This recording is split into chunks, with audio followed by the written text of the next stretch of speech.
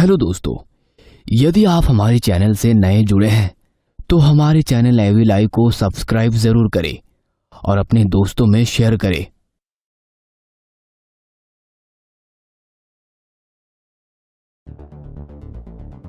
सुनसान सड़क की दोनों तरफ घना जंगल था।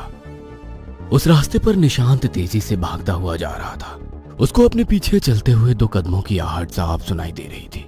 वह आहट एक साये की थी।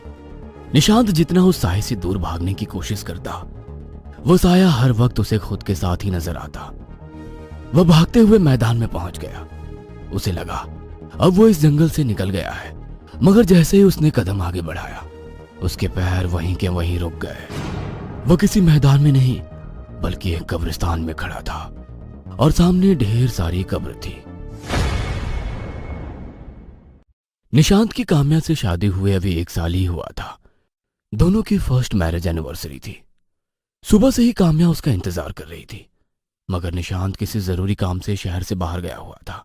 यार, तुम तो शादी की पहली एनिवर्सरी पर ही मेरे साथ नहीं हो। भला कोई अपनी नई नई शादी में अपनी पत्नी से इस तरह का मिसबिहेव करता है क्या? काम्या, मुझे खुद अच्छा नहीं लग रहा है कि मैं इस वक्त तुम्हारे साथ नहीं हूँ, मगर यदि जरूरी मीटिंग नहीं होती तो मैं तुम्हें अकेला छोड़कर कहीं नहीं आता। बस कुछ ही देरी की बात है।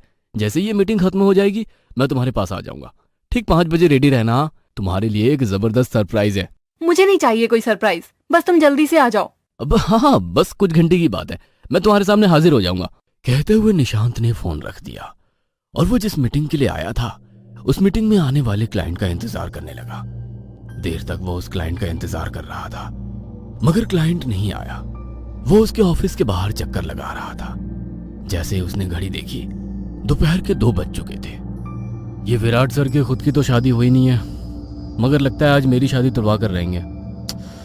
मीटिंग सुबह 11 बजे शुरू होनी थी, दोपहर के 2 बज चुके हैं। उनका कोई पता ही नहीं है। मुझे नहीं लगता कि मैं रात को 9 बजे से पहले काम्या के पास पहुंच पाऊंगा। निशांत खुद से ही बातें कर रहा था कि विराट वहां आ गया और दोनों विराट के केबिन में जाकर मीटिंग करने लगे। जैसे ही मीटिंग खत्म हुई, घड़ी में 6 बज रहे थे। अरे आज तो घर पहुंच पाऊंगा, तब तक मेरी एनिवर्सरी खत्म हो जाएगी। कैसे भी करके 12 बजे से पहले मुझे काम्या के पास पहुंचना होगा। सोचते हुए निशांत स्पीड में कार चलाने लगा, मगर ट्रैफिक के कारण उसकी कार तेज नहीं चल पा रही थी। आज मुझे शॉर्टकट लेना ही होगा, वरना समय पर घर नहीं पहुंच पाऊंगा। सोचते हुए उसने गाड़ी हाईवे से सुनसान सड़क की ओर डाल दी। सुनसान सड़क पर कुछ दूर तक कुछ गाड़ियां आती जाती नजर आ रही थी, मगर जैसे ही अंधेरा गिरने लगा, सड़क पर आवाजाही ना के बराबर हो गई।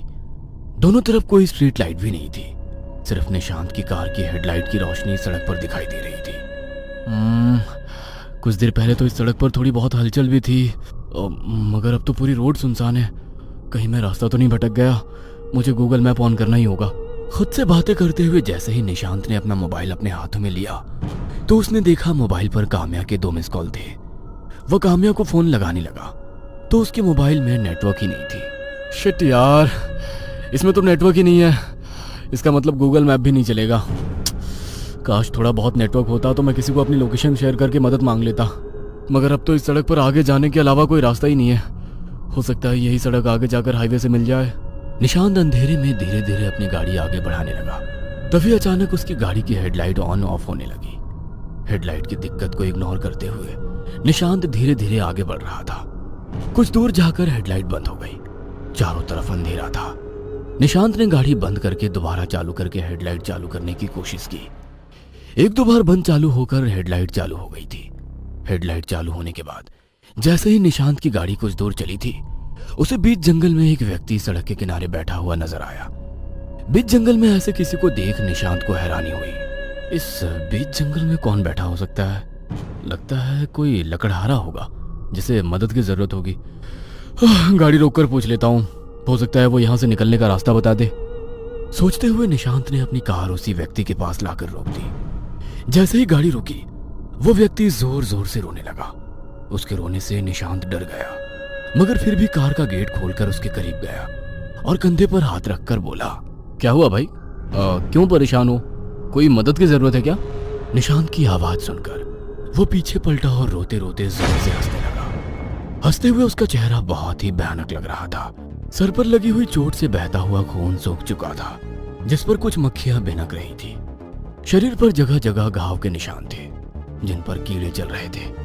उसका ये रूप देखकर निशांत की चीख निकल गई। वह तेजी से भागने लगा और भागते हुए अपनी कार के करीब पहुंच गया। वो इंसान था या कुछ और? जो कोई भी था, थैंक गॉड मैं बच गया।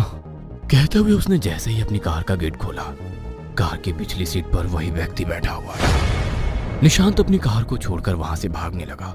उसको अपने पीछे चलते हुए 2 कदमों की आहट साफ सुनाई दे रही थी। वो आहट एक साये की थी। निशांत जितना उस साये से दूर भागने की कोशिश करता, वह साया हर वक्त उसे खुद के साथ ही नजर आता। वो भागते हुए मैदान में पहुंच गया। उसे लगा वो जंगल से निकल गया है, मगर जैसे ही उसने कदम आगे बढ़ाया, उसके पैर वहीं के वहीं रुक गए। वह किसी मैदान में नहीं, बल्कि एक कब्रिस्तान में खड़ा था और सामने ढेर सारी कब्रें थी। उसके पैर वहीं पर जम गए। उसे समझ नहीं आ रहा था कि वो किस ओर जाए। पीछे भयानक साया और सामने कब्रिस्तान। डर के कारण तेजी से कांपने लगा। तभी उसे लगा किसी ने उसके कंधे पर हाथ रखा है। उसने पीछे मुड़कर देखा तो वही साया उसके बिल्कुल करीब खड़ा था। उस साये ने उसे तेजी से धक्का दिया और निशांत एक कब्र के ऊपर जा गिरा। जैसे वो गिरा, कब्र में से 2 हाथ निकलकर बाहर आए और उन्होंने निशांत को पकड़ लिया। निशांत खुद को छुड़ाने के लिए बेचैन हो रहा था। वो उन हाथों की पकड़ से छूटकर तेजी से भागने लगा। देर तक भागने के बाद उसे महसूस हुआ कि वो जहां खड़ा था वही है। उसके आसपास चमगादड़ मंडराने लगे। पास ही पेड़ पर बैठा हुआ उल्लू रो रहा था। ऐसा कैसे हो सकता है? मैं कब से भाग रहा हूं और यहां से हिला भी नहीं। अचानक मौसम बदलने लगा। तेज हवा चलने लगी। बिजली कड़क रही थी। तभी कब्र से निकला हुआ हाथ निशांत की ओर बढ़ रहा था। दूसरी तरफ वो साया ठीक उसके सामने खड़ा था। पसीने से लथपथ निशांत को अब भगवान याद आने लगे थे। वह कब्रिस्तान के बीचों बीच खड़ा होकर हनुमान चालीसा पढ़ने लगा। जय हनुमान ज्ञान गुण सागर, जय कपीसितिहु लोक उजागर। आधी अधूरी बोलते हुए वो हनुमान चालीसा पढ़ रहा था। वो हाथ जो कब्र से बाहर निकले थे, उन हाथों ने अब निशांत के पैरों को पकड़ लिया था। वो हाथ उसे पैरों से घसीटते हुए कब्र के अंदर ले गए। निशांत जोर से चीखने लगा। जैसे ही वो चीखा, वो वापस उसी जंगल में था जहां उसकी कार थी और सामने वही साया खड़ा था।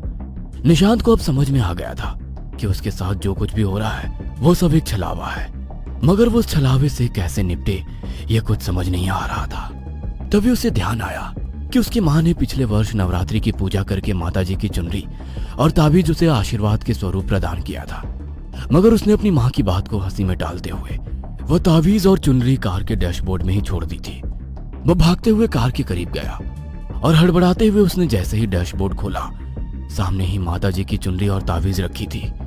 उसने माताजी की चुनरी को उठाकर अपनी आंखों से लगाया और ताबीज व चुनरी अपने गले में डाल दिया। फिर ड्राइविंग सीट पर बैठकर जंगल से बाहर निकलने की कोशिश करने लगा। वह साया अभी भी उसकी गाड़ी के साथ साथ ही चल रहा था। उसने जैसे ही गाड़ी को रोकने की कोशिश की, उसको जोरदार झटका लगा। वह कार से बहुत दूर जाकर गिर गया। बैक व्यू मिरर से उसने देखा, वो साया अब अदृश्य हो चुका था। वहां पर कोई नहीं था। तभी उसके फोन पर काम्या का फोन आया। निशांत के मोबाइल में नेटवर्क आ चुका था। निशांत ने तुरंत ही गूगल मैप ऑन किया और उस जंगल से निकलकर हाईवे पर आ गया। आज भी निशांत जब शहर जाता है तो जंगल वाले शॉर्टकट को देखकर उसे पसीने आ जाते हैं।